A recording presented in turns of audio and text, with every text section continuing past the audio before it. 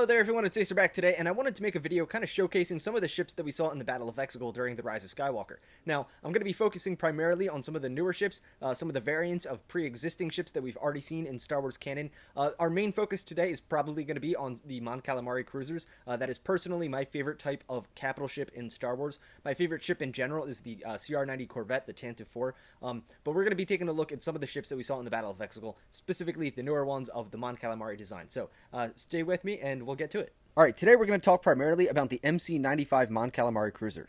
Now, the standard MC95, the base model of this ship, was not exclusively new to Episode 9's final battle. It was initially created for Galaxy's Edge Rise of the Resistance attraction at the Disney World resorts.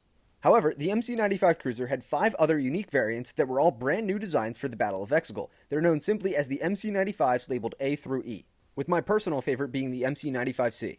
Now, some of these ships are easier to find than others, but seen here is the MC95C, A, D, and E. I actually have plans to attempt to build the MC95C in my Minecraft world to complement my Star Destroyer that I've already built, but that's a long ways away, and I'm probably going to build the Nebulon B medical frigate first. But seen here is some of the other things that I've built, including my CR-90 Corvette or the Tantive 4. It was revealed by James Klein, who was one of the concept artists on Episode 9 The Rise of Skywalker, that the MC95 was initially based off of the design of Admiral Ackbar's flagship, the MC80 Home 1 cruiser as seen in Return of the Jedi.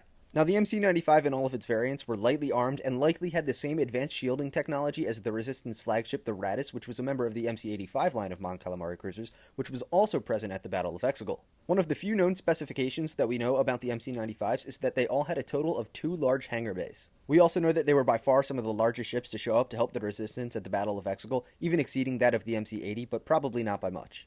Not much else is known about the specifications of these ships, but the designs alone are enough for me to admire them. At least a handful of each variant showed up at the Battle of Exegol, with some even showing up in the numbers that exceeded a dozen.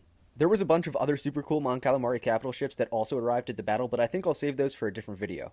The Mon Calamari ships have always been one of my favorite designs in all of Star Wars, and I've been meaning to make this video for a while now, ever since I discovered all the new designs. The amount of work that went into creating the Galaxy/Citizen fleet is by far my favorite part about the Battle of Exegol. I only wish we had actually gotten to see some of the Mon Calamari commanders piloting these cruisers in the final climactic battle, but at least we got to see Aftab Ackbar piloting his fighter craft alongside Poe.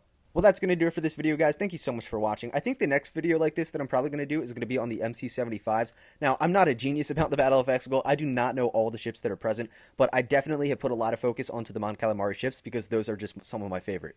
But like I said, thank you guys so much for watching. Definitely stay tuned for more Star Wars videos. Hit that subscribe button, leave a like, drop a comment. It would mean a lot to me, and may the Force be with you all. Always.